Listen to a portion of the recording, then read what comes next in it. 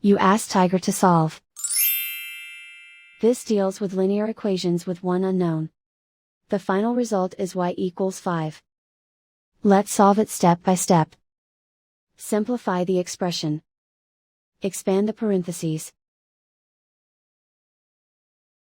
Simplify the arithmetic. Group all constants on the right side of the equation. Subtract 18 from both sides.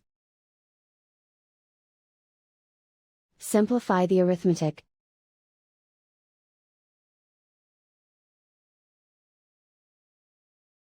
Isolate the m. Divide both sides by 9. Simplify the fraction.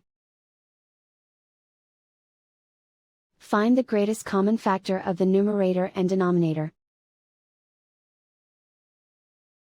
Factor out and cancel the greatest common factor. And so the final result is y equals 5.